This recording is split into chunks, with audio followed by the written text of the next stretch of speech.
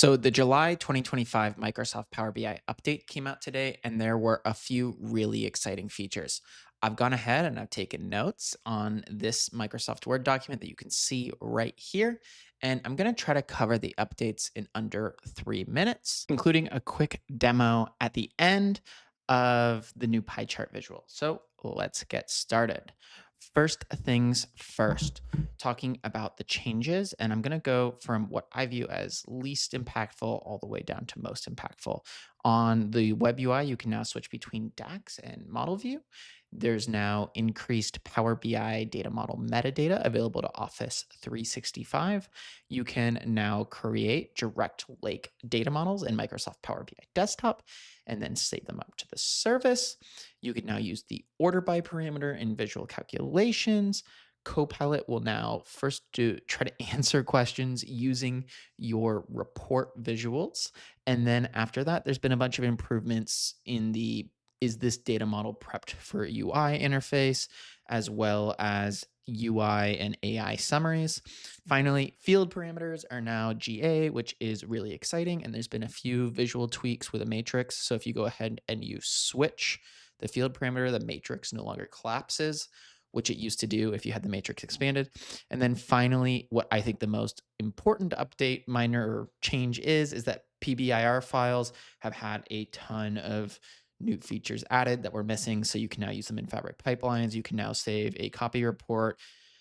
They're now available in report metrics, and they now work with the REST APIs. Moving on to the brand new features, we've seen an influx of new connectors. In particular, the Databricks connector has been completely redesigned using ADBC instead of ODB or OBDC, which is a big deal. We now have organizational themes. And then finally, we have a new Power BI core visual, or at least they've gone ahead and they've kind of added their magic sauce onto the pie chart and the donut chart. So let's take a quick look at that demo. So here you can see here is a file, and right here is the new visual formatting section they've introduced. It's called slices. And when you expand it and go to all, you can go ahead and you can change the inner radius, which is really cool. You can turn on a border. You can change the border color and the transparency and the width. And then if you select an individual column right here, right, you can actually set individual colors, also individually set the border color, the width, and I believe you can individually, no, you can't individually set the inner radius. So this is available for both, I believe, the donut chart and the pie chart. So here you see it.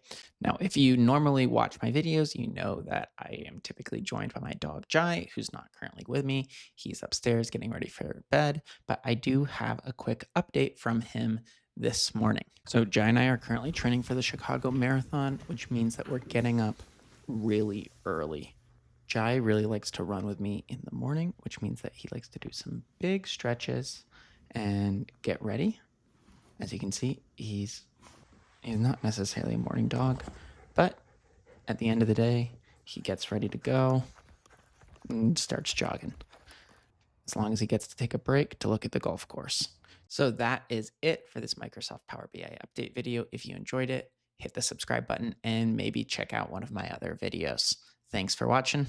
I hope you have a good night.